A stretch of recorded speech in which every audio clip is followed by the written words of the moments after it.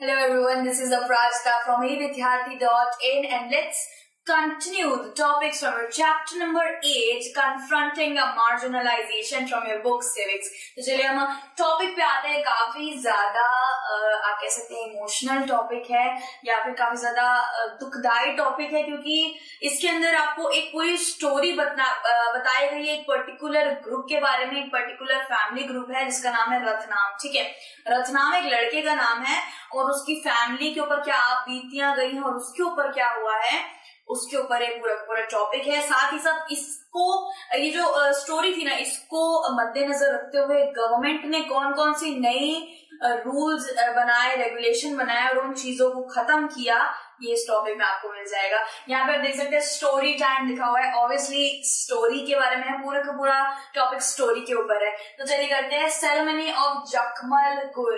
ठीक है, जकमलगुर एक गांव है जकमलगुर करके, जहां पे अनटचेबिलिटी की बात करी जा रही है. 1970 या 1980s की बात है, अभी की बात नहीं है. ये रतनाम्स फैमिली एक्ट 1989 के बारे में यहाँ पे बात हो रही है. इस पर्टिकुलर स्टोरी और ऐसे ही कई और रिलेटेड स्टोरीज को गवर्नमेंट ने सुना और वो दर्दनाक स्टोरीज को सुनने के बाद ही ये एक्ट 1989 लागू करा गया. सो मैं क्या बोल रही थी कि जकमलगुर नाम का एक विलेज है.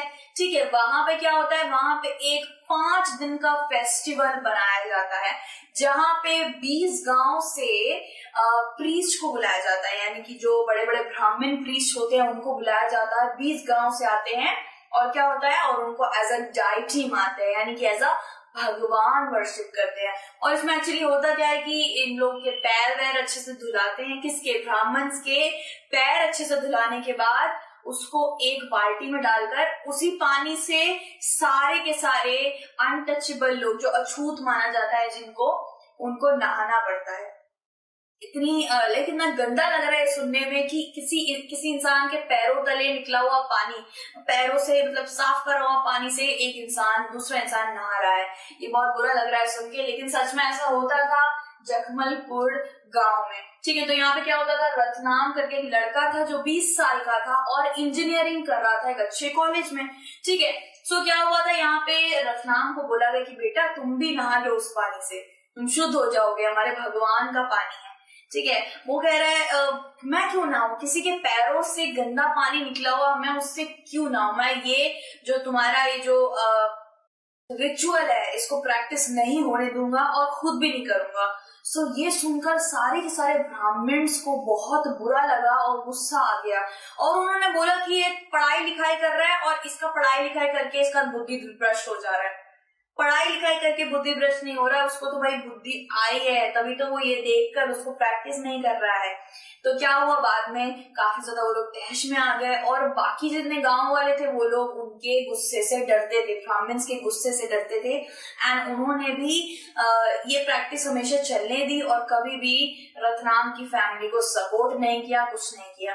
फिर क्या हुआ, फिर रतनाम की फैमिली जब घर गई तो उनका घर जला दिया गया, सेट ऑन फायर. यस, पूरा घर जला दिया गया. साथ ही साथ लाठियों से मारने की भी कोशिश करी, लेकिन उसके बाद रतनाम और उसकी फैमिली दोनों ही पुलिस स्टेशन गए. लोकल पुलिस स्टेशन पास में था, वहां पे schedule caste and schedule tribe prevention of atrocity act 1989 के तहत उन्होंने एक फाइल करा केस और वहां पे FIR भी वही लॉन्च हो गई. सो एट्रोसिटी का मतलब आप सोच रहे होंगे, प्रिवेंशन ऑफ एट्रोसिटी का मतलब क्या है. एट्रोसिटी मतलब कि किसी के साथ बहुत ज्यादा दर्दनाक क्राइम करना है, फिर एक्ट करना जिससे उसे दुख पहुंच रहा है या फिर इंजरी पहुंच रही है. सो एट्रोसिटी का प्रिवेंशन यानी कि खात्मा कर देने के लिए ये एक्ट बनाया गया था. वो कौन कौन सी दर्दनाक चीजें थी जो इन लोगों ने, बाकी जितने डोमिनेंट क्लासेस थी उन्होंने बेचारे इन गरीबों के साथ करी, वो हम आगे कंटिन्यू करेंगे. ठीक है, तो इसमें अभी तक यही आपने सुना है कि आग में लगा दिया गया था, पूरा घर जला दिया गया था, साथ ही साथ उनको धमकियां मिल रही थी. फिर उन्होंने पुलिस स्टेशन में जाके केस दर्ज किया. फिर क्या आता है, फिर आते हैं government establish new policies influenced by Dalit and Adivasis of their rights. तो आदिवासी एंड दलित्स का सबका राइट तो सेम ही होता है ना, राइट, फंडामेंटल राइट सब कुछ सेम होता है। सो कॉन्स्टिट्यूशन ने एंड गवर्नमेंट ने मद्देनजर रखते हुए क्या करा, नए नए पॉलिसीज को इम्प्लीमेंट करा। अब आपको ध्यान में रखना है कि भाई ये क्राइम कौन कौन से थे जिन्होंने गवर्नमेंट को विवश कर दिया कि भाई कॉन्स्टिट्यूशन में एक नया लॉ, पॉलिसीज ये सब दर्ज होने ही चाहिए, वरना क्या ही हो जाता आगे कुछ नहीं पता, क्योंकि ये क्राइम इतने दर्दनाक थे और अनटोल्ड है कि क्या ही बोले। तो यहाँ पे कुछ अर्ली क्राइम्स है, यानी कि पहले के जमाने में कौन कौन से क्राइम होते थे वो मैं आपको बताती हूँ। Dishonouring their womens by using force, जितने भी गरीब लोग होते थे या अछूत जिनको कह रहे थे, उनकी जितने भी घर में स्त्रियां रहती थी, लड़कियां रहती थी, उनको बुरी तरीके से हरास करना, असॉल्ट करना, बाकी जो डोमिनेंट क्लास थी वो ये करा करती थी। साथ ही साथ removing clothes and parades their naked with face painted black, face painted, उनका पूरा पूरा जो फेस होता था ना उसको काला पेंट कर दिया जाता था और उनको कपड़े उनके उतार के उनको परेड कराई जाती थी। ये कितना बुरा लग रहा है कि पूरे के पूरे गांव के सामने कपड़े निकाल के, कपड़े उतार के उनको चलाया जा रहा है और साथ ही साथ उनकी वाइफ्स के साथ, उनकी बेटियों के साथ ये हरकतें करी जा रही हैं। और भी नहीं, मतलब और खत्म ही नहीं हो रहे, ये कितने सारे हैं, कितने सारे क्राइम्स चलते थे जिन्होंने विवश कर दिया नए लॉज एंड पॉलिसीज बनाने के लिए।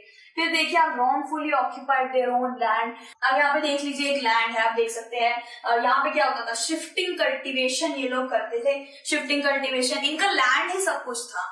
जितने भी गरीब लोग थे उनके लिए तो उनका 1 बीघा लैंड ही सब कुछ होता है, राइट। उनके पास गाय चराने के लिए जितनी बकरियां हैं वो सब अपने लैंड पे रखते हैं। शिफ्टिंग कल्टीवेशन भी वहीं पे करते हैं, खाना वाना सब कुछ वहीं से आता है। तो डोमिनेंट ग्रुप्स थे, बड़े थे, उनसे नंबर में भी बड़े थे और पावर में भी बड़े थे। और क्या करा फिर, क्या उनकी लैंड को ऑक्यूपाई कर लिया गया, यानी कि उनका जोर जबरदस्ती से लाठी चार्ज करके लैंड ले लिया गया। साथ ही साथ आता है मेक्स देम स्लेव लेबर्स, यानी कि स्लेव बना दिया गया, गुलामी कराने लगे इन बेचारे गरीबों के साथ। फिर आता है forces them to drink a disgusting obnoxious substance. ये समझ रहे हैं आप कि कोई घटिया इनएडिबल सब्सटेंस नहीं होता जिसको पिया नहीं जा सकता, आप उसे यूरिन ले सकते हैं, और जानबूझ के फोर्सफुली वो पीने के लिए बोलते थे उन्हें। तो ये बहुत दर्दनाक, बहुत बुरे बुरे जो क्राइम्स हैं ये आपको दिख रहे होंगे। सो इसको मद्देनजर रखते हुए सबको पनिशेबल क्राइम बनाया गया। जो भी ये आज प्रैक्टिस कर रहा है ना उसको पनिशेबल क्राइम बना दिया गया। पनिश, इतनी खराब पनिश मिलेगी कि आप सोच नहीं सकते। सो अगर ये अभी हो रही है कहीं पे भी, अभी तो वैसे बिल्कुल नहीं है, 1980s की बात चल रही है, तब से ही ये लॉज एंड कॉन्स्टिट्यूशन में इम्प्लीमेंट हो गए थे।